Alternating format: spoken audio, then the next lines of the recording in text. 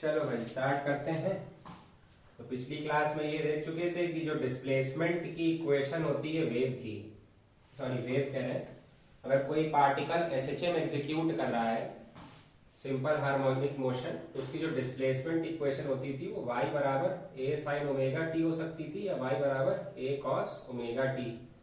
ये कब लेते थे? जब प्रोजेक्शन ऑन y एक्सिस ले रहे थे यूसीएम में, और ये वाली इक्वेशन तब ले रहे थे जब हम लोग प्रोजेक्शन ऑन x एक्सिस देख रहे थे। अच्छा ठीक है, तो अब हमें क्या करना है, आगे थोड़ा सा देखते हैं, इसमें कुछ टर्म्स देखते हैं related to displacement equation of SHM, है ना। Terms related to displacement equation of SHM. Displacement equation of SHM से रिलेटेड कुछ टर्म्स। पहला टर्म अपन को देखना है एम्पलीट्यूड। एम्पलीट्यूड एम्पलीट्यूड क्या होता है? तो एक उदाहरण के लिए वेव बना लेते हैं, है ना।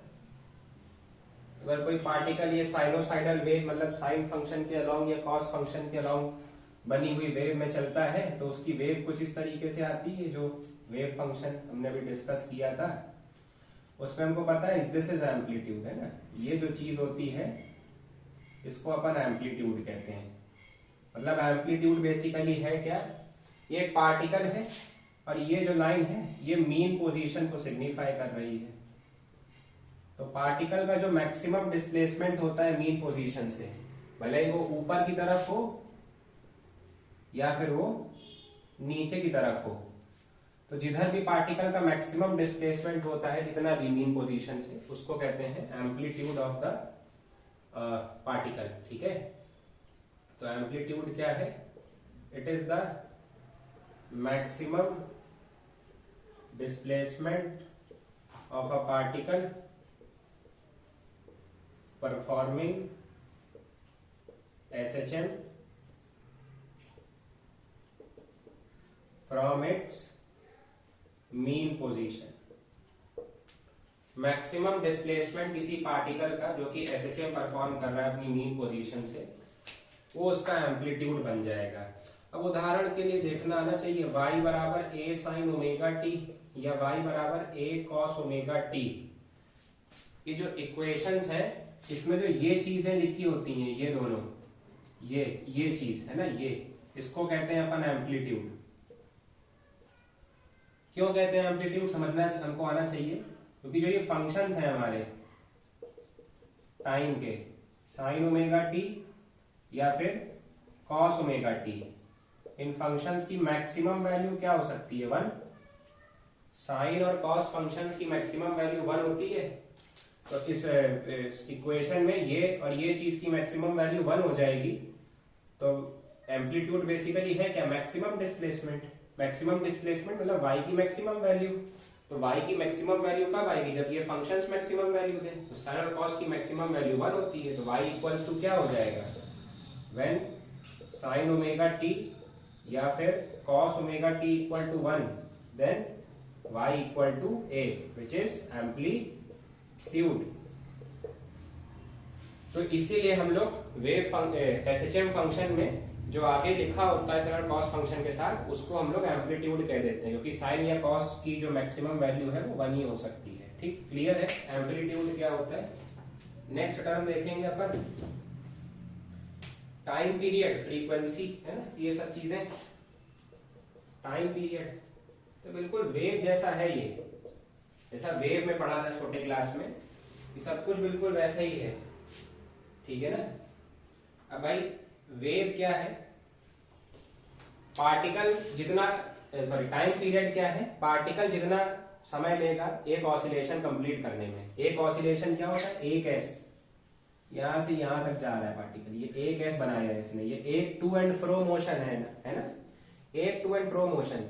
मीन से ऊपर गया, नीचे आया, वापस मीन पे आ गया, है ना। ऊपर गया, नीचे आया, वापस मीन पे आ गया। एक ऑसिलेशन हो रहा है। तो एक ऑसिलेशन होने में जितना समय लेता है particle, that is its time period.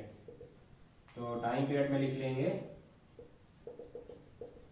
It is time taken by particle to complete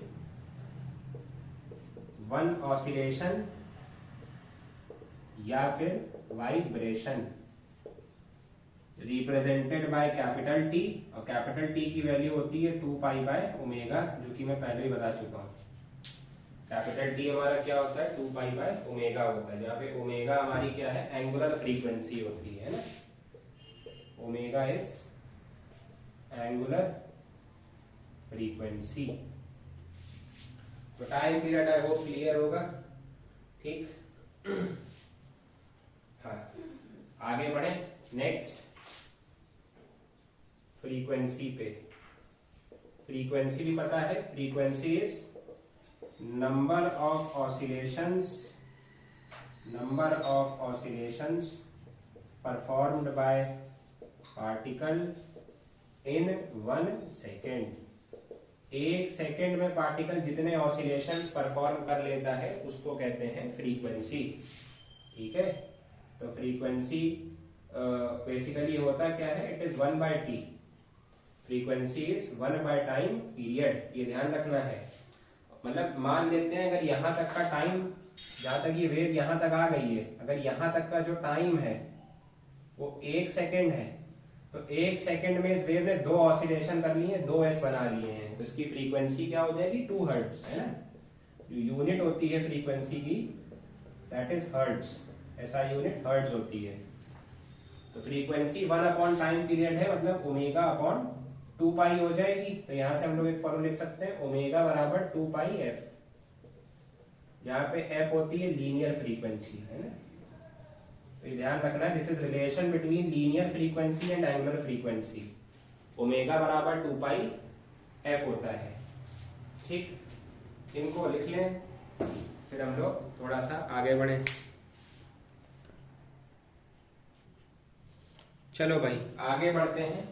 ये जो नेक्स्ट जो पॉइंट है ये काफी इंपॉर्टेंट है चैप्टर के पॉइंट ऑफ व्यू से। This is phase. फेज क्या होता है, ठीक है। देखो अगर हम लोग एक वेव को कंसिडर करें, जैसे इस वाली वेव की बात करते हैं, चलो एक नई वेव बना लेते हैं। ये एक नई वेव बना ली, और इस वेव पे हम 2 पार्टिकल्स को कंसिडर करते हैं। एक पार्टिकल यहां ले लेते हैं और एक पार्टिकल यहां ले लेते हैं, ठीक है। तो इन पार्टिकल्स की अगर हमको पोजीशन को सिग्निफाई करना है, ठीक है, अगर हम चाहते हैं पार्टिकल्स की पोजीशन को सिग्निफाई करना है तो हमको उसके लिए 2 चीजें पता होनी चाहिए, ठीक है। क्या, एक तो इनका टाइम, और दूसरी चीज ये क्या एंगल बना रहे हैं, अगर हम उसको यूसीएम से कंपेयर करते हैं थोड़ा सा। तो हमको एक चीज ध्यान रखनी है कि in order to specify position of any particle we must know its time at that instant, we must know time at that instant and angle that particle is making with initial position या फिर mean position। ये चीज ध्यान रखनी है। ये अगर हमें किसी भी पार्टिकल की पोजीशन को स्पेसिफाई करना है तो हमको उस इंस्टेंट पे, मतलब जिस इंस्टेंट पे निकालना चाह रहे हैं उस इंस्टेंट का टाइम पता होना चाहिए, और वो पार्टिकल क्या एंगल बना रहा है मीन पोजीशन के साथ। अब बेसिकली यहाँ एंगल से मतलब मेरा डायरेक्शन से है ना, कि किस तरफ वो जा रहा है पार्टिकल। यहाँ मेरा एंगल से जो मतलब है वो डायरेक्शन से है कि पार्टिकल किस तरफ जा रहा है, ठीक है। तो फेज बेसिकली यही है। फेज क्या है, फेज किसी पार्टिकल की पोजीशन को स्पेसिफाई करता है। फेज क्या करता है? किसी पार्टिकल की पोजीशन को स्पेसिफाई करता है। किनकी मदद से? किसी भी इंस्टेंट पे टाइम और उस एंगल की मदद से। इसका मतलब अगर हमें किसी पार्टिकल का फेज डिटरमाइन करना है तो हमको या तो उस समय जिस मोमेंट पे हम निकालना चाह रहे हैं उस टाइम हमें उस पार्टिकल का टाइम पता होना चाहिए, किस मोमेंट पे निकाल रहे हैं, या फिर वो उस समय क्या एंगल क्रिएट कर रहा है या किस डायरेक्शन में जा रहा है मीन पोजीशन के साथ। वहां से हम लोग वो चीज समझ सकते हैं। ठीक है, जैसे ये दो पार्टिकल हैं, इनके बारे में हमें स्टडी करना है तो मैं एक छोटा सा एग्जांपल लेता हूं। उल्टा थोड़ा करके देखते हैं इसको। मान लेते हैं ये एक थ्रेड है या ये एक स्प्रिंग है और इस स्प्रिंग को मैंने एक फिक्स सपोर्ट से बांध दिया है। ये एक स्प्रिंग है और मैंने इसको एक फिक्स सपोर्ट से बांध दिया है और मैंने क्या किया, इधर से पकड़ के झटका दिया ऐसे, इसको पकड़ा और झटका दिया इधर से। तो झटका देने पे क्या होगा, इस पे एक वेव उठेगी जो फिर ऐसे होते हुए इस स्प्रिंग पे जाएगी और हो सकता है यहाँ खत्म हो। समझ में आ रहा है क्या हुआ? जैसे मैं इस पार्टिकल को ऐसे पकड़ के झटका दूंगा तो एक वेव क्रिएट होगी, झटका देने पे एक वेव क्रिएट होगी आगे। ठीक है, ये वेव जाएगी आगे की तरफ, ये वेव जाएगी आगे की तरफ, लेकिन जो पार्टिकल्स है वो ऊपर नीचे ऑसिलेट हो रहे होंगे क्योंकि वेव ऐसे ऐसे ये आगे बढ़ रही होगी तो पार्टिकल ऊपर नीचे की तरफ ऑसिलेट हो रहे होंगे। ठीक है, अगर ध्यान समझना, अगर मैं एक पार्टिकल यहां कंसीडर कर लूं और एक पार्टिकल यहां कंसीडर कर लूं इसी वेव पर, तो इस पार्टिकल की टेंडेंसी क्या होगी, जैसे जैसे ये वेव आगे बढ़ेगी तो ये पार्टिकल नीचे जाएगा, वेव जगह खत्म होगी फिर नीचे जाएगी, ये वेव ऊपर उठेगी फिर नीचे जाएगी। जब ये पार्टिकल अपनी जगह से आगे बढ़ेगा तो ये देख लो कि किस डायरेक्शन में जा रहा है, नीचे की तरफ जाएगा ये पार्टिकल जब वेव आगे बढ़ेगी, और जब यहां से ये कर्व आगे बढ़ेगा तो ये पार्टिकल ऊपर जा रहा होगा। जब यहां से ये वेव नीचे की तरफ बढ़ेगी तो ये पार्टिकल नीचे जा रहा होगा, जब ये वेव यहां से आगे बढ़ेगी तो ये पार्टिकल ऊपर जा रहा होगा। मतलब दोनों में कितना एंगल है, ये दोनों किस डायरेक्शन में जा रहे हैं किसी टाइम पे, वो बताएगा इन दो पार्टिकल्स का फेज। अब जैसे ये पार्टिकल नीचे जा रहा है, ये पार्टिकल ऊपर जा रहा है, तो इनका फेज डिफरेंस 180 डिग्री है। समझना, ये नीचे जा रहा है ये ऊपर जा रहा है, दोनों के बीच में एंगल कितना है 180 डिग्री। तो इनका फेज डिफरेंस जो मैं कहूंगा यहाँ पार्टिकल्स का फेज डिफरेंस जो है वो पाई का है या 180 डिग्री का है। तो ये बेसिकली फेज है। ठीक है, और थोड़ा बेहतरीन तरीके से समझते हैं इसको, यूसीएम में देखते हैं। यूसीएम में समझते हैं थोड़ा सा।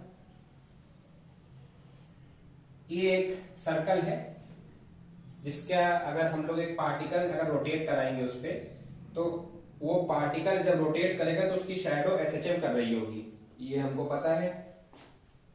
ठीक है, अब समझो ये पार्टिकल P यहाँ पे है, जब ये पार्टिकल P घूमते घूमते इस पॉइंट पे आ जाएगा तो इसने अपनी इनिशियल पोजीशन से कितना एंगल कवर कर लिया है वो उसका फेज बताएगा।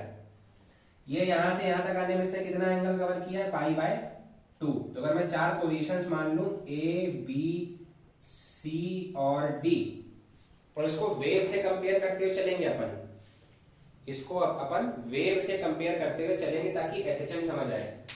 ठीक है, ये पार्टिकल P ने यहां से स्टार्ट करना चालू किया, ये पार्टिकल P यहाँ पे है, इस वाली वेव पे देखेंगे ये पार्टिकल P यहाँ पे है, या इसमें ही देख लो, इसमें ही देख लो। ठीक है, तो समझ भी आ जाएगा।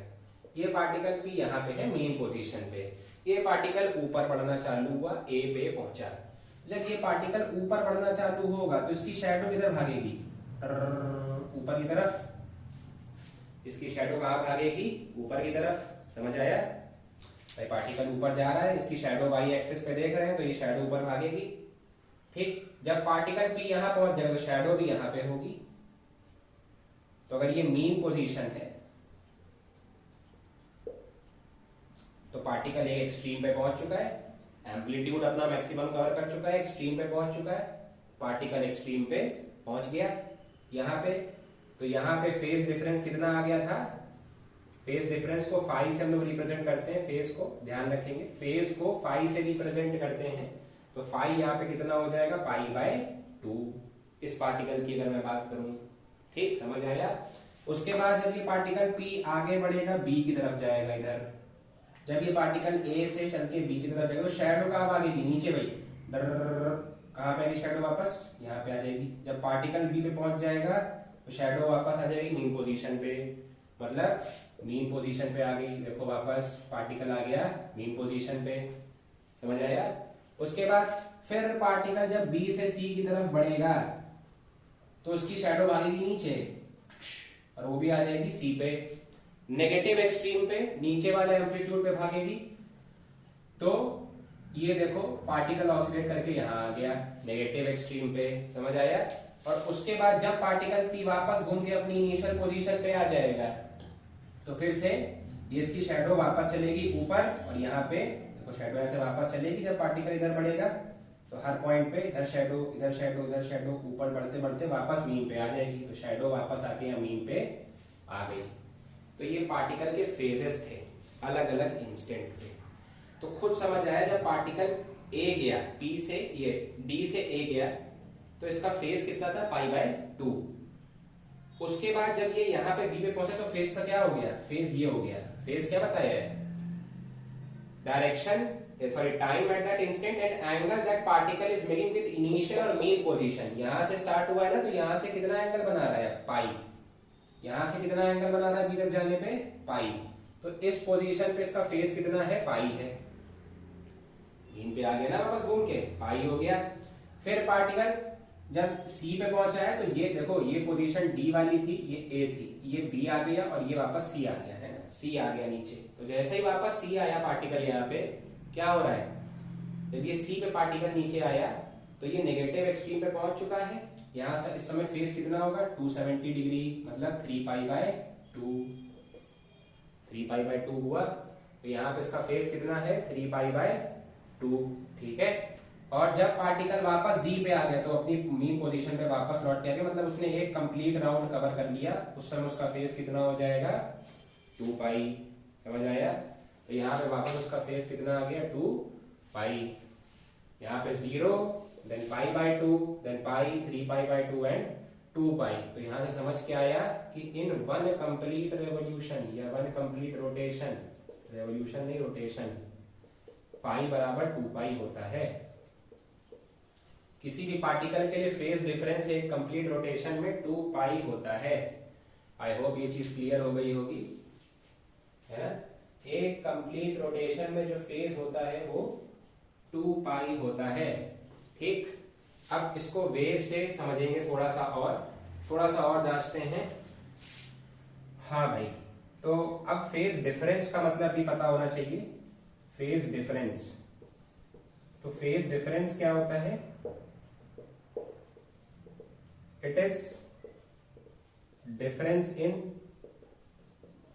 पोजीशन और angle between the two particles executing SHM। दो पार्टिकल जो कि SHM एग्जीक्यूट कर रहे हैं, उनकी पोजीशन या एंगल में जो डिफरेंस आता है उसको हम लोग फेज डिफरेंस कहते हैं। फिर से वही चीज, मैं एक पार्टिकल यहां कंसिडर कर रहा हूं, एक पार्टिकल यहां कंसिडर कर रहा हूं। इस पार्टिकल की आगे जाने की टेंडेंसी किधर होगी, नीचे होगी ना। अब तो मेरे सब समझ भी आ रहा होगा भाई। देखो जब बी पे पहुंच गए थे अपन, सॉरी ए पे पहुंच गए थे, तो ए पे पार्टिकल यहां आ गया था। फिर जब पार्टिकल बी पे पहुंचा तो उसकी शैडो नीचे जा रही थी ना, नीचे देखो, तभी मैंने पार्टिकल की डायरेक्शन नीचे बनाई थी। और जब पार्टिकल सी से डी जा रहा था तो उसकी शैडो ऊपर भाग रही थी, इसलिए मैंने देखो सी पे इसकी डायरेक्शन किधर बनाई है, पार्टिकल की ऊपर की तरफ। तो जब पार्टिकल यहां पहुंचेगा तो इसकी डायरेक्शन जाने की नीचे होगी, और जब यहां होगा तो इसकी डायरेक्शन ऊपर होगी। तो अगर मैं इस पार्टिकल को P1 बात कर रहा हूं और इसको P2 बात कर रहा हूं, तो P1 और P2 में फेज डिफरेंस कितना हो रहा है, समझ आ रहा है ना, पाई है फेज डिफरेंस यहाँ P1 P2 में।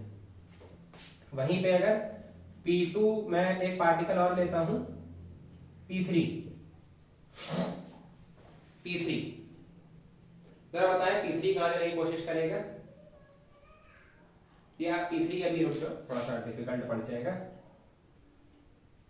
दूसरा पार्टिकल P3 मैं यहां ले लेता हूं, बताओ इसकी टेंडेंसी कहां होगी, फिर से नीचे जाने की।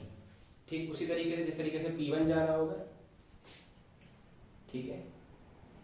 इतना समझ आ रहा है। P1 नीचे जा रहा होगा, P2 ऊपर जा रहा होगा, लेकिन P1 की तरह P3 भी नीचे ही जाने का प्रयास कर रहा होगा SHM में। तो जब दो पार्टिकल्स ऑपोजिट डायरेक्शन में जाते हैं तो हम लोग कहते हैं कि उनका फेज डिफरेंस पाई होता है हमेशा, ठीक है ना, ऑपोजिट डायरेक्शन में जा रहे होते हैं। ये पार्टिकल ऊपर जा रहा था, ये पार्टिकल नीचे जा रहा था। ये नीचे कब जा रहा था? जब ये यहां से यहां आ रहा था, मतलब इस पॉइंट पे इसका मोशन डाउनवर्ड हो गया था। और ये वाला पार्टिकल ऊपर जा रहा था, मतलब इस पॉइंट पे आते ही इसका मोशन किधर हो गया था? ऊपर की तरफ। तो A और C के बीच में एंगल कितना बन रहा है? 180 डिग्री। A और C के बीच में एंगल कितना बन रहा है? 180 डिग्री। तो अगर पार्टिकल्स ऑपोजिट डायरेक्शन में जाएंगे, ऑपोजिट डायरेक्शन में, तो उनके बीच का फेज डिफरेंस हमेशा पाई होगा। वहीं पे अगर दो पार्टिकल सेम डायरेक्शन में जाएंगे, जैसे यहां पे एक पार्टिकल P1 है, उसको घुमाएंगे ऊपर तो उसकी शैडो भी ऊपर जाएगी, और दूसरा पार्टिकल P2 भी मान लो यहीं पे ही है, उसको ऊपर ले जाएंगे तो उसकी भी शैडो ऊपर ही भागेगी।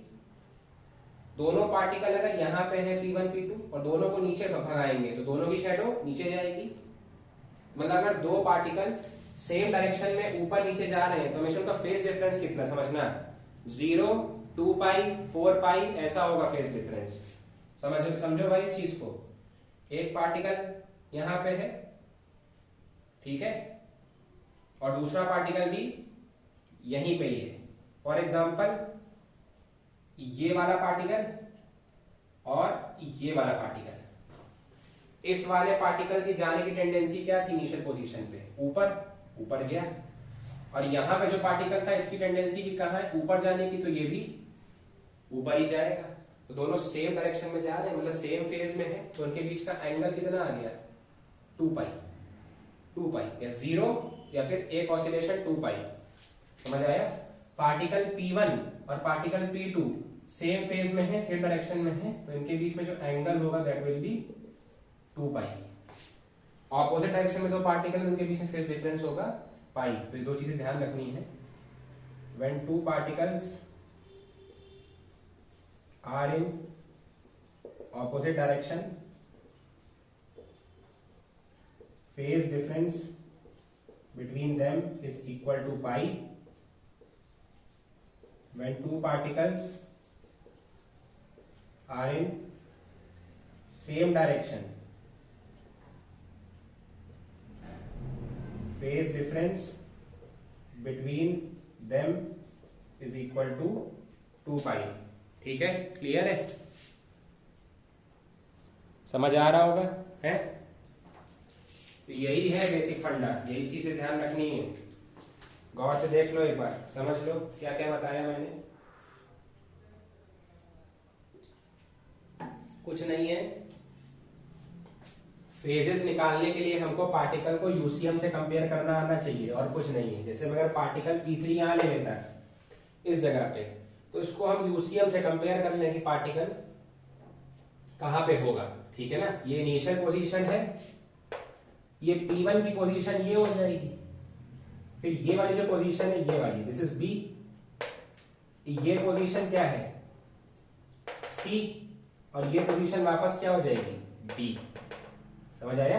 दिस इज पोजीशन A और ये है पोजीशन D वापस। तो A से D के बीच में कितना एंगल है? A से D के बीच में 270 डिग्री।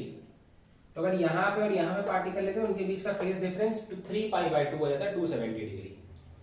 ठीक है ना, मतलब आपको कंपेयर करना आना चाहिए इन पार्टिकल्स की पोजीशन को यूसीएम पे, तो आप आसानी से फेज निकाल लोगे। बाकी ये दो चीजें ध्यान रखनी कि पार्टिकल्स ऑपोजिट डायरेक्शन में जा रहे होंगे तो उनके बीच में फेज डिफरेंस पाई होगा, सेम डायरेक्शन में होंगे तो उनके बीच में फेज डिफरेंस 2 पाई होगा। ये चीज एकदम क्लियर कट ध्यान में रहनी चाहिए। ठीक है, क्या करना है, पार्टिकल जिस तरीके से भी मोशन कर रहा है आपको उसको यूसीएम पे प्रोजेक्ट कर लेना है और आप आराम से उसका फेज निकाल पाओगे। तो समझ भी आ गया होगा। ठीक है, नोट कर लो, सब ये चीजें ध्यान रखनी है। पार्टिकल एक जब कंप्लीट रेवोल्यूशन करता है तो वो 2 पाई फेज कंप्लीट कर चुका होता है। फेज के लिए या तो उनको टाइम पता होना चाहिए या फिर एंगल पता होना चाहिए उस इंस्टेंट पे, ये दो चीजें पता होनी चाहिए। फेज डिफरेंस क्या है? दो पार्टिकल्स के बीच में जो पोजीशन का डिफरेंस है या एंगल का डिफरेंस है, दैट इज फेज डिफरेंस। ठीक है, लिख लो।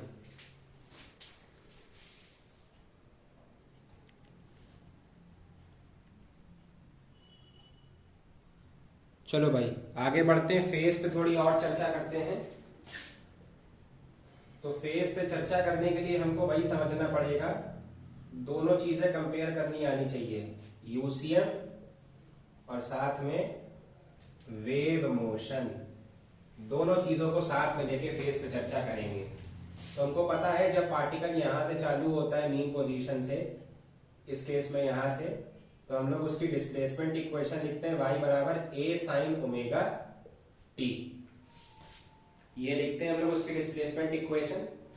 हाँ भाई अब समझो, यहां पे इसका इनिशियल फेज अगर हम लोग देखें, इनिशियल फेज तो मैंने बताया था फेज बेसिकली एक पार्टिकल के लिए वो एंगल है जो कि वो मीन पोजीशन से बनाता है। तो यहाँ पे इनिशियल फेज फाई जो है वो 0 है, क्योंकि यहाँ पे वो मीन पोजीशन से कुछ भी एंगल नहीं बना रहा है। सिमिलरली यहाँ पे भी इस पार्टिकल के लिए जो फाई है, फाई इनिशियल, वो क्या हो जाएगा, 0 हो जाएगा। तो जब फाई इनिशियल 0 होता है तो इक्वेशन ये आती है। ठीक है, जब किसी गिवन टाइम पे एट टाइम t, जब हम लोग पार्टिकल के एसएचएम की इक्वेशन लिखने जा रहे हो, उस समय अगर फेज इनिशियल पार्टिकल का 0 है तो जो इक्वेशन बनेगी वो y बराबर a sin ओमेगा t होगी। अब मान लो पार्टिकल p जो है वो कहीं यहां पे था,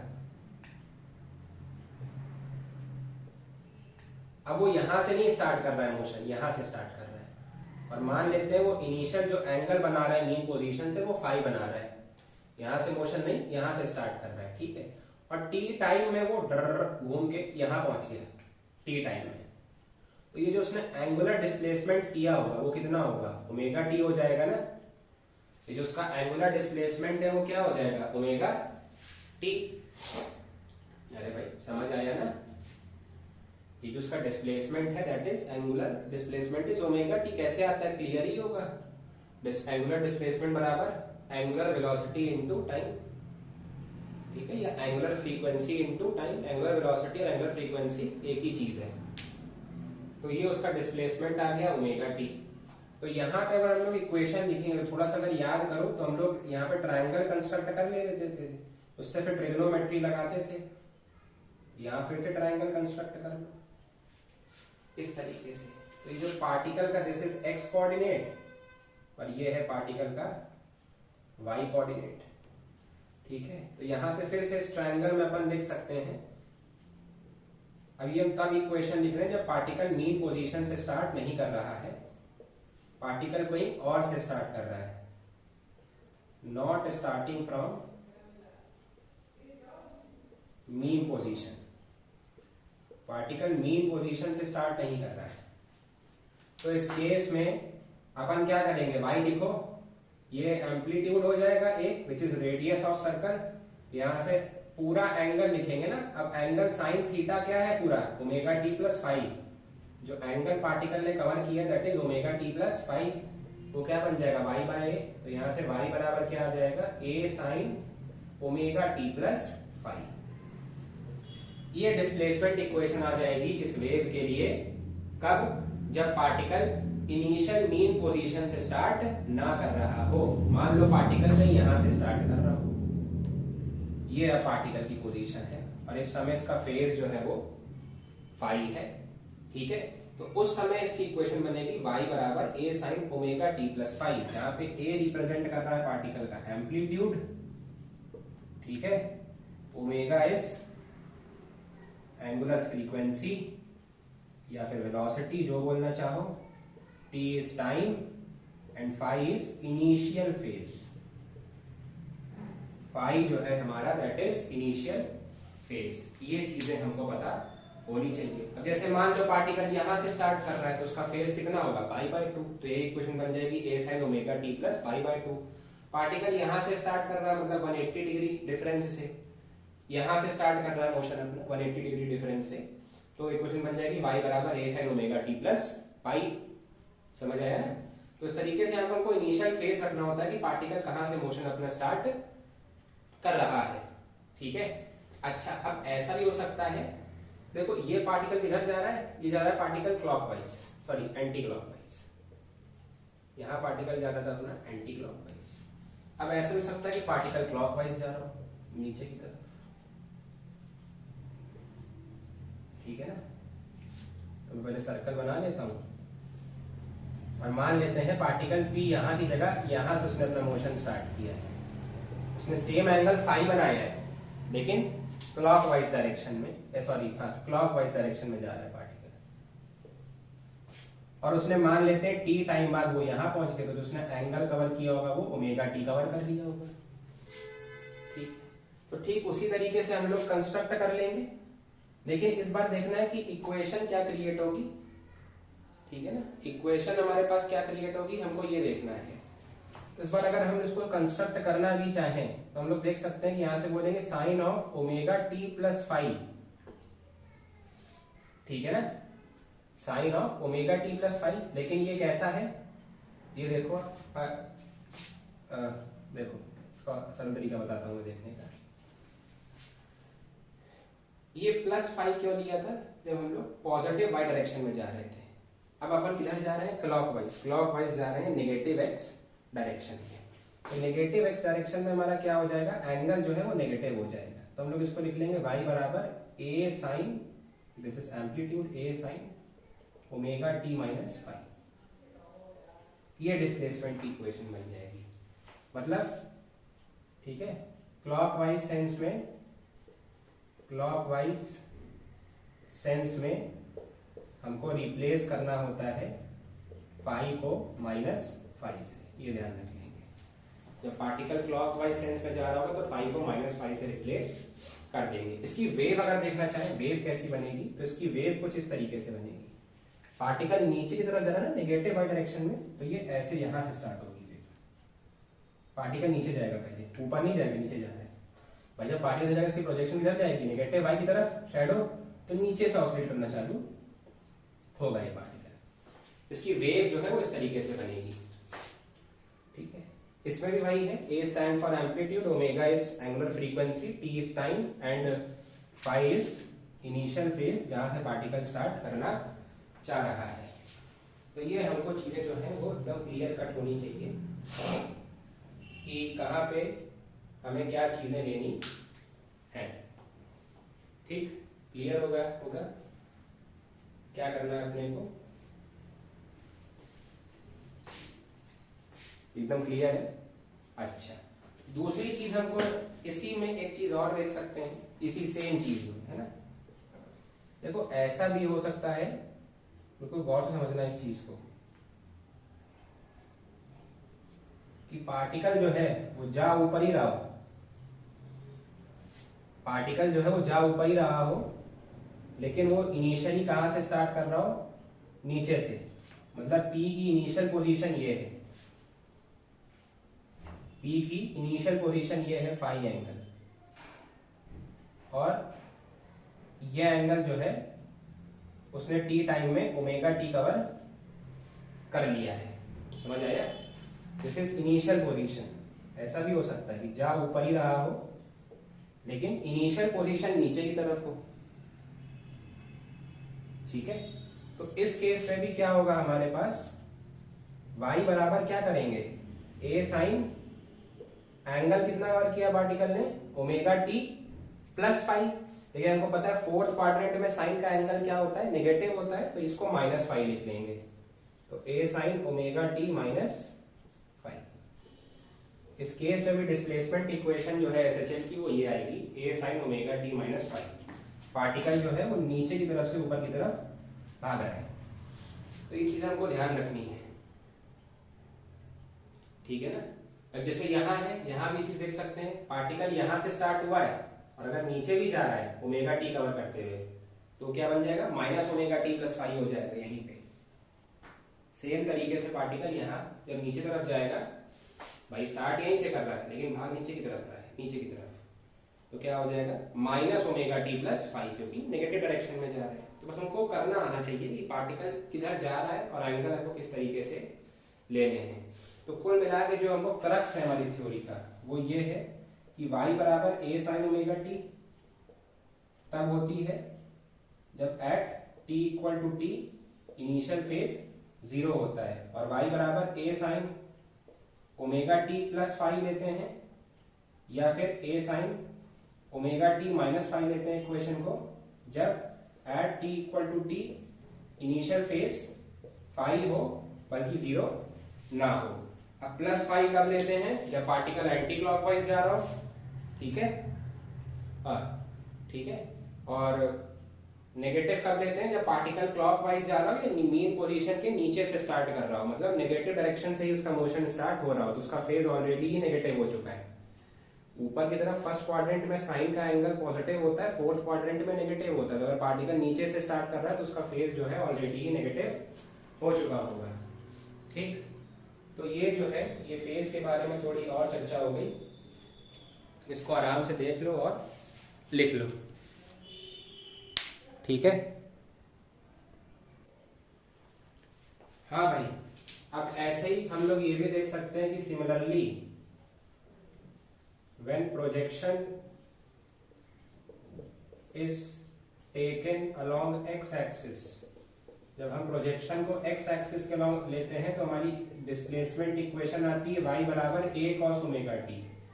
तो ये y बराबर a cos ओमेगा t कब होगी?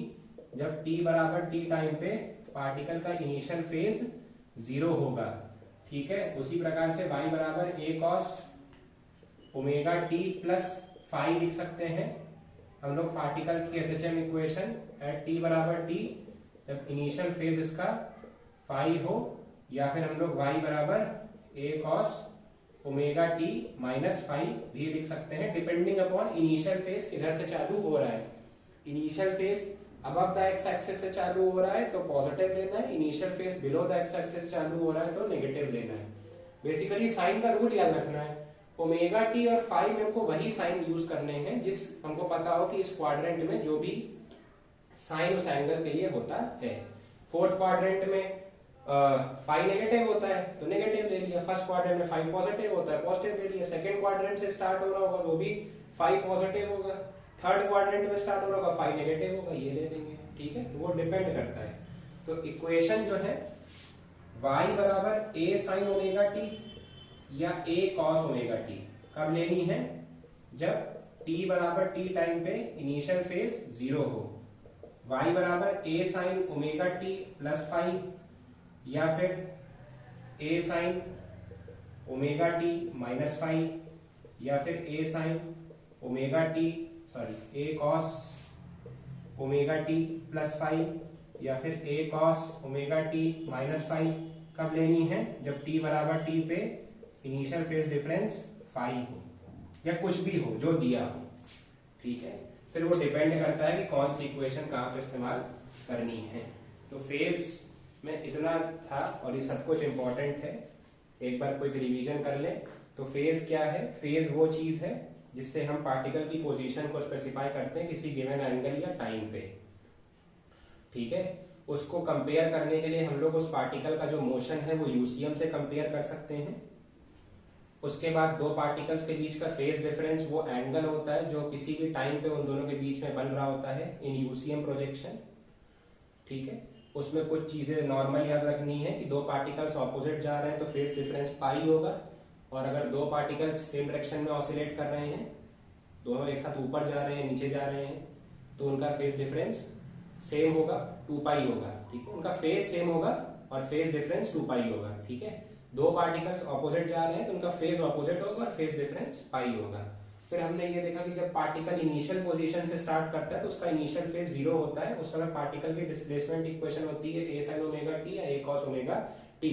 जब पार्टिकल मीन पोजीशन से ना स्टार्ट हुआ किसी और पोजीशन से स्टार्ट होता है तो हमको उसका इनिशियल फेज भी कंसिडर करना पड़ता है, डिपेंडिंग अपॉन वो पॉजिटिव एक्स एक्सिस की तरफ से वाई एक्सिस की तरफ से स्टार्ट हो रहा है या नेगेटिव वाई एक्सिस की तरफ से स्टार्ट हो रहा है, या फिर क्लॉकवाइज स्टार्ट हो रहा है या फिर एंटी क्लॉकवाइज स्टार्ट हो रहा है। उस बेसिस पे हम लोग इनिशियल फेज को ऐड या सब्ट्रैक्ट करते हैं, और ये 4 इक्वेशंस हो सकती हैं displacement of particle executing SHM, ठीक। ये था फेज के बारे में पूरी कहानी। इसको ढंग से पढ़ना है क्योंकि यही बेस है, यही जो है वो हमारा बेस है, यहीं से सवाल फंसाएगा। फिर हम लोग देखते हैं velocity in SHM, velocity in SHM. अब वेलोसिटी इन एसएचएम को देखने के लिए हम लोग दोनों चीजें देख सकते हैं, जब हम लोग प्रोजेक्शन ऑन वाई एक्सिस लें, और दूसरी चीज जब प्रोजेक्शन ऑन एक्स एक्सिस लें शैडो का। ठीक है, दोनों ही केसेस हमको क्लियर होने चाहिए। इस बार डिस्प्लेसमेंट इक्वेशन क्या होती है, y बराबर a sin ओमेगा t, और इसमें होती है y बराबर a cos ओमेगा t। ठीक है, तो अब हमको समझना है कि वेलोसिटी निकालने के लिए क्या करते हैं, डेरिवेटिव ऑफ डिस्प्लेसमेंट होता है velocity. Velocity is dy by dt, derivative of displacement. तो d by dt of a sin omega t अपन कर देंगे। तो इसका डेरिवेटिव निकालेंगे तो क्या आएगा, बहुत आसान है, a cos ओमेगा t, ये तो कांस्टेंट है ना, sin ओमेगा t का डेरिवेटिव cos ओमेगा t, और फिर जो लिखा है अंदर into coefficient of that thing. तो यहाँ t के रिस्पेक्ट में डेरिवेट किया तो t का कोफिशिएंट क्या है, ओमेगा, तो ओमेगा और आ जाएगा। तो जो वेलोसिटी का एक्सप्रेशन आ जाएगा वो आ जाएगा a omega cos omega t। ये आ जाएगा वेलोसिटी का एक्सप्रेशन एसएचएम में। अच्छा, cos ओमेगा को क्या लिख सकते हैं, ध्यान से देखेंगे, cos ओमेगा को लिख सकते हैं अंडर रूट में 1 minus sine square omega T. cos omega T को लिख सकते हैं अंडर रूट में 1 minus sine square omega T. ठीक है, अच्छा अब थोड़ा सा देखेंगे यहाँ पे। अब हम ऐसा कर सकते हैं कि चाहे तो इस a को अंदर भेज दो, a को इस फंक्शन में अंदर भेज दो। अगर a को इस फंक्शन में अंदर भेजोगे तो ये बन जाएगा ओमेगा अंडर रूट में a square minus a square sine square omega T. ये आ जाएगा, अंदर स्क्वायर बन जाएगा ना, तभी तो बाहर आके a बनेगा। ठीक है, अब ध्यान से देखो, तो ये क्या है, हाँ यहाँ पे x बराबर a cos ओमेगा टी ले लेंगे, क्योंकि प्रोजेक्शन x एक्सिस पे जब लेंगे तो x बराबर a cos ओमेगा टी आएगा। ठीक है, तो ओमेगा बराबर अंडर रूट में a स्क्वायर माइनस, ये चीज क्या लिखी है इसको देखो, ये y लिखा है, y का स्क्वायर, ये क्या लिखा है, y का स्क्वायर लिखा है। जो वेलोसिटी की इक्वेशन आएगी वो ये हो सकती है या फिर ये हो सकती है। किस केस में, जब particle projection on y axis लेंगे। प्रोजेक्शन ऑन x एक्सिस अगर भूल गए हो तो मैं फिर से बता दूं एक बार, ये अगर पार्टिकल यूसीएम कर रहा है, ये ओमेगा टी एंगल के साथ, तो ये दिस वाज x प्रोजेक्शन इसका, और शैडो ऐसे ऐसे इसकी ऑसिलेट करेगी। अगर इसका एम्पलीट्यूड a है तो हम लोग cos ओमेगा टी लिखेंगे x बाय a, तो x बराबर a cos ओमेगा टी आ जाएगा। तो जब शैडो हम लोग x एक्सिस के अलॉन्ग लेते हैं तो x बराबर a cos omega T function हमारा बन के आता है। हाँ भाई, तो इसमें भी देख सकते हैं अपन, डिस्प्लेसमेंट ये है, वेलोसिटी क्या हो जाएगी dx बाई dt, और dx बाई dt क्या बन जाएगा, d by dt of a cos omega t। a cos omega t भाई क्या हो जाएगा खुद बताओ, a बाहर, cos ओमेगा t का derivative minus sign omega t into इसका कोफिशिएंट ये, वेलोसिटी आ जाएगी माइनस a ओमेगा और साइन ओमेगा t। ये वेलोसिटी फंक्शन आ जाएगा जब प्रोजेक्शन लेना होगा अलोंग x एक्सिस। ठीक है, अब फिर से वही चीज कर सकते हैं भाई, माइनस ओमेगा अंदर रखो, a भी ले लो अभी यहीं पे, और अंडर रूट में इसको लिख सकते हैं 1 minus cos square omega t, इस तरीके से। तो ठीक उसी तरीके से जब अंदर a को भेजेंगे इसी तरीके से, तो ये बन जाएगा a square minus a square cos square omega T, जो कि देखा जाए तो ऐसा दिखेगा।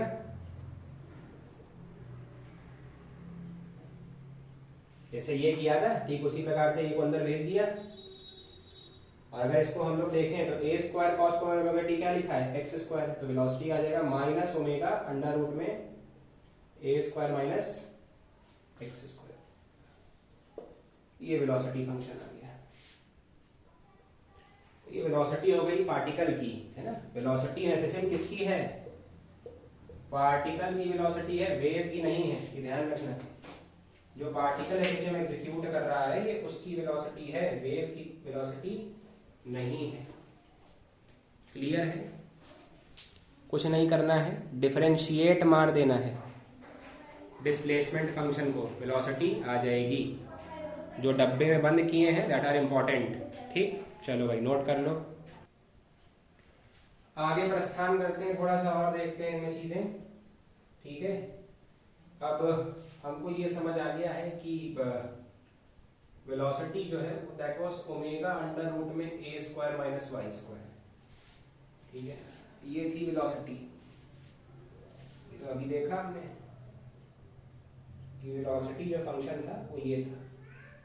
अब हमको यहाँ पर थोड़ा सा विश्लेषण करना है, वेलोसिटी पे चर्चा करनी है, तो नोट डाल के लिख लेंगे एट इक्विलिब्रियम या फिर मीन पोजीशन।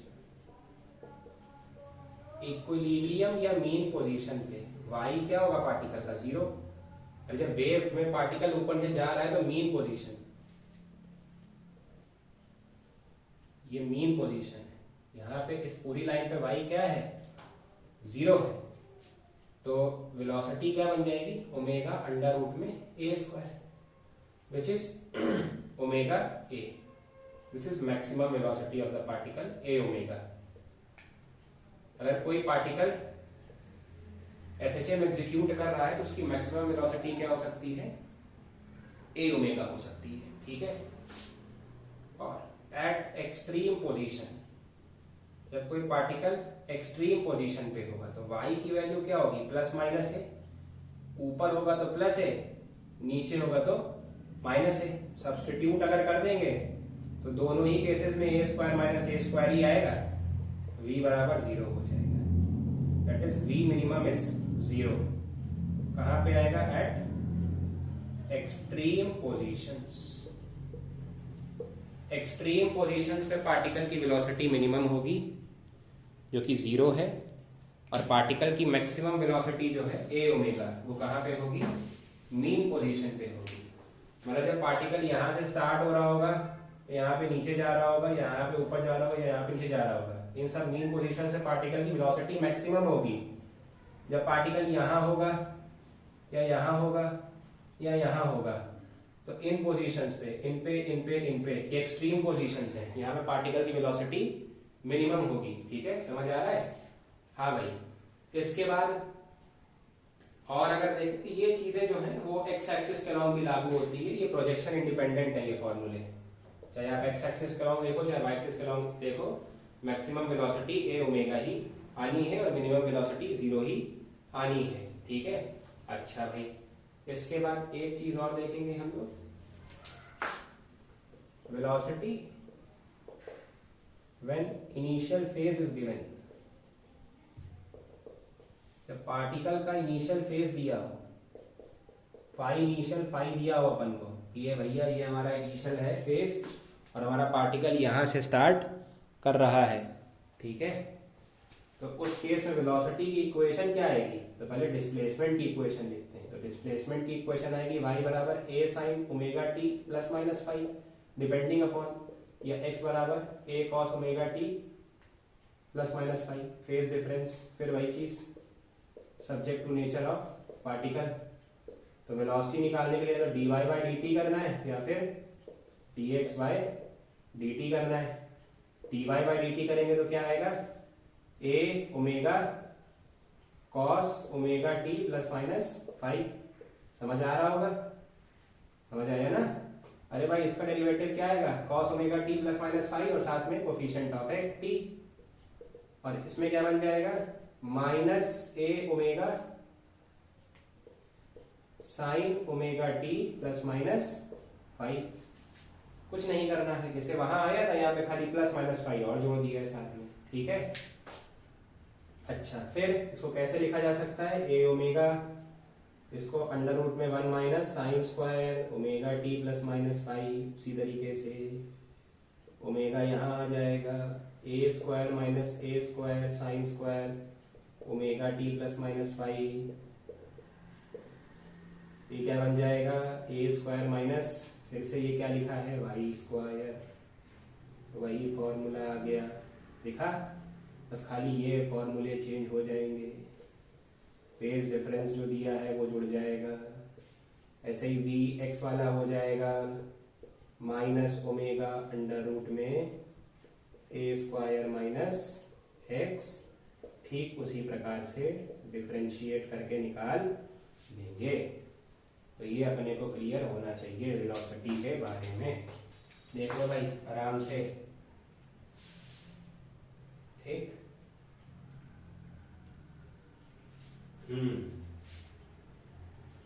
चलो भाई एक्सेलरेशन में बढ़ते हैं। Acceleration of particle executing SHM. कोई पार्टिकल एसएचएम एग्जीक्यूट कर रहा है, उसका एक्सेलरेशन अपने को लिखना है। ठीक है भाई, बहुत अच्छी बात है, सब कर लेंगे अपन। ठीक है, एक्सेलरेशन लिखते हैं। क्या होना चाहिए एक्सेलरेशन? जैसे लोगों को पता है एक्सेलरेशन होता है derivative of velocity, dv by dt होता है एक्सेलरेशन। तो एक बार हम लोग d बाय dt और वेलोसिटी फंक्शन साइन वाला कर लेते हैं। तो वेलोसिटी के दो फंक्शन आते हैं, कौन कौन से आते हैं बताओ भाई? एक होता है a omega cos omega T और एक होता है minus a omega sine omega T. तो अगर हम लोग minus a omega sine omega T को रखें एज अ वेलोसिटी, भाई वेलोसिटी के दो फंक्शन थे, a omega cos omega T या फिर वेलोसिटी था minus a omega sine omega T. Initial phase या फाई इनिशियल 0 हो तो एक्सेलरेशन निकाल सकते हैं ना, minus D by D T of minus A omega sine omega T. भाई क्या हो जाएगा? माइनस ए ओमेगा स्क्वायर और ये क्या आ जाएगा?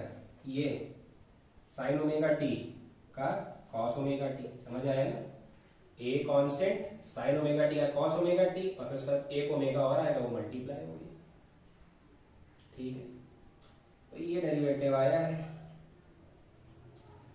अब थोड़ा सा इसको देखना पड़ेगा। वो दिख रहा है एक्सेलरेशन बराबर माइनस ओमेगा स्क्वायर, अलग कर लो तो साथ में लिखा है ए कॉस ओमेगा टी। जरा समझना ध्यान से, जब डिस्प्लेसमेंट इक्वेशन होगी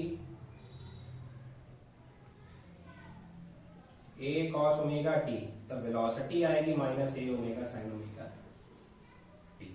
तो हमने ये वाली वेलोसिटी यहाँ यूज की है, मतलब उसके करेस्पॉन्डिंग डिस्प्लेसमेंट इक्वेशन ये थी, तो ये वाली लिखा है। तो acceleration is minus omega square X. Acceleration आ जाएगा minus omega square X. Omega तो कांस्टेंट है, तुम लोग ऐसा कह सकते हैं acceleration is inversely proportional to, inversely कह रहे हैं, directly proportional to X. X is displacement of particle. तो कोई भी पार्टिकल अगर एसएचएम परफॉर्म कर रहा है तो उसका एक्सेलरेशन हमेशा उसके डिस्प्लेसमेंट के डायरेक्टली प्रोपोर्शनल होगा। नेगेटिव साइन क्या बता रहा है? नेगेटिव साइन ये बता रहा है कि डिस्प्लेसमेंट और एक्सेलरेशन हमेशा एक दूसरे के ऑपोजिट होंगे। Negative sign signifies that displacement and acceleration are directed opposite to each other। ठीक, थोड़ा थोड़ा एट अ टाइम लेंगे, पहले इतना लिखो फिर एक्सेलरेशन पे और चर्चा करते हैं। हाँ भाई, तो एक्सेलरेशन का फॉर्मूला देख लिया। Acceleration is minus omega square x and it is proportional to displacement directed opposite to displacement। ये दो कैरेक्टरिस्टिक्स देखी। सिमिलरली अगर हम लोग y बराबर ले लें स्टार्टिंग में a sin ओमेगा टी, तो वेलोसिटी क्या आएगी? A omega cos omega T, और जो एक्सेलरेशन आएगा that will be DV by D T, और वो हो जाएगा minus A omega square sine omega T. ठीक है, तो ये हमको दिख रहा है फिर से कि माइनस ओमेगा स्क्वायर बाहर कर ले तो ए साइन ओमेगा टी हमारे पास क्या है? डिस्प्लेसमेंट इक्वेशन है, तो माइनस ओमेगा स्क्वायर वाई आ जाएगा। Same thing acceleration is proportional to minus y, displacement के प्रोपोर्शनल है और उसके ऑपोजिटली डायरेक्टेड है, इसलिए नेगेटिव साइन अपन को दे रखा है। ठीक है, फेज डिफरेंस होगा तो भी बहुत आसान है ना, यहाँ पे फंक्शन बस sine omega T plus phi कर लेंगे, आना भाई ये निकल के, ठीक है ना, आना भाई सब चीजें निकल के हैं। तो ये कुछ चीजें हो गई। अब एक्सेलरेशन के बारे में बात करें तो acceleration is minus omega square x या फिर माइनस ओमेगा स्क्वायर वाई। तो जब पार्टिकल के लिए जब बात करें, when particle is eight extreme position, देखो जनरली हम लोग वेव को इस वाले फॉर्मेट पे लेते हैं, इसमें डिस्प्लेसमेंट वाई एक्सिस के अलॉन्ग लेते हैं, तो अपन ये वाला ही फॉर्मेट चुन के चलते हैं। आंसर खैर दोनों के लिए वही रहेंगे। तो एक्सट्रीम पोजीशन पे y की वैल्यू प्लस माइनस ए आएगी, तो a की वैल्यू माइनस ओमेगा स्क्वायर ए होगी। अच्छा ये वाला a क्या बता रहा है, एम्पलीट्यूड है ये ध्यान रखोगे भाई, a डैश ले लो चाहो तो, या फिर ओमेगा स्क्वायर ए हो जाएगा अगर माइनस ए डालोगे यहाँ पे। तो this is what, this is maximum acceleration.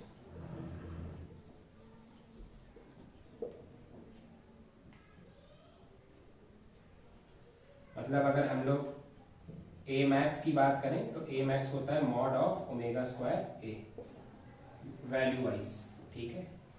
और जब पार्टिकल मीन पोजीशन पे होगा तो पार्टिकल के लिए मीन पोजीशन पे y की वैल्यू 0 हो जाएगी, तो acceleration minus omega square y है, y 0 डालेंगे तो एक्सेलरेशन 0 आ जाएगा। मतलब a मिनिमम क्या होगा, 0 होगा पार्टिकल के लिए। और कब होगा, जब पार्टिकल मीन पोजीशन पे होगा। जब पार्टिकल एक्सट्रीम पोजीशन पे होगा तो एक्सेलरेशन उसका मैक्सिमम होगा। मतलब जब पार्टिकल यहाँ होगा, यहाँ होगा, यहाँ होगा, यहाँ होगा, यहाँ सब जगह a मैक्स रहेगा, और पार्टिकल यहाँ यहाँ यहाँ यहाँ होगा, यहाँ पे सब एक्सट्रीम पे एक्सेलरेशन जो है पार्टिकल का वो मिनिमम रहेगा। ये चीजें पता होनी चाहिए। अब अगर फंक्शन वैसा हो, कैसा, इनिशियल फेज वाला, तो भी करना आना चाहिए। मैं एक के लिए बता दे रहा हूँ करके, when initial phase is given. अब हर चीज बताई नहीं जाएगी है ना, इसलिए मैं सिर्फ इसको बता दे रहा हूँ। मतलब फाई इनिशियल दिया है अपने को फाई, तो डिस्प्लेसमेंट जैसे मान लो बन गया a sine omega T plus minus phi, ये वाला केस ले लेते हैं। तो वेलोसिटी क्या आ जाएगा, a omega cos omega T plus minus phi, और एक्सेलरेशन हो जाएगा dv by dt which is minus a omega square sine omega T plus minus phi. तो यहाँ पे अगर अपन देखें माइनस ओमेगा स्क्वायर को बाहर कर दें तो a sine omega T plus minus phi किसको रिप्रेजेंट कर रहा है, हमारे डिस्प्लेसमेंट फंक्शन को। तो देखो फिर से वही चीज आ गई, दिख रहा है। तो मतलब एक्सेलरेशन और ये सब चीजें जो हैं ये इस बात से इंडिपेंडेंट है कि आप कहां से उठा रहे हो पार्टिकल को। क्लियर है ये, लिखो भाई फटाफट।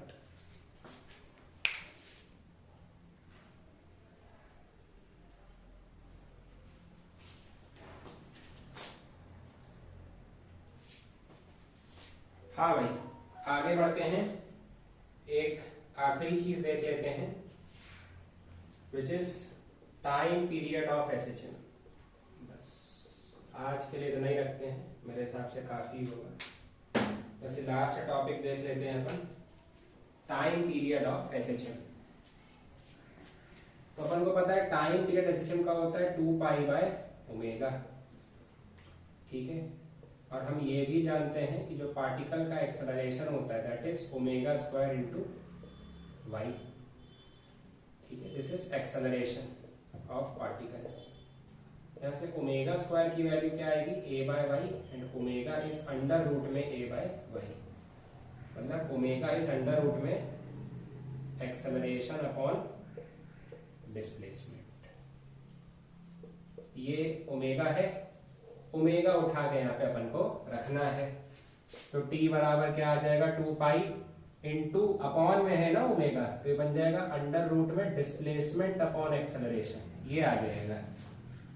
तो बन जाएगा टी बराबर 2 पाई अंडर रूट में वाई बाय ए। ये हो जाएगा पार्टिकल का time period executing SHM, 2 pi under root में Y by A. Linear frequency of SHM अगर निकालें तो linear frequency of SHM F होता है 1 बाय टी या फिर ओमेगा अपॉन 2 पाई। तो यह 1 अपॉन 2 पाई अंडर रूट में acceleration upon displacement which becomes 1 by 2 pi under root में ए अपॉन वाई। ये चीजें हो जाएंगी लीनियर फ्रीक्वेंसी के लिए। ठीक है, तो आज के लिए इतना ही रखते हैं। ध्यान से पढ़ के आना है, आराम से पढ़ो और डाउट पूछो। Phase difference, velocity in SHM, acceleration in SHM और time period and frequency in SHM, ये सब चीजें अपन ने अभी देख ली हैं। पूरा चैप्टर नहीं पढ़ेंगे, एज पर सिलेबस जो आया है वही पढ़ेंगे। ये बेसिक है, इतना इंपॉर्टेंट है, इसको पढ़ के आओ अच्छे से और डाउट्स पे जो हो नेक्स्ट टर्न पे अपन डिस्कस कर लेंगे। ठीक है, चलो भाई।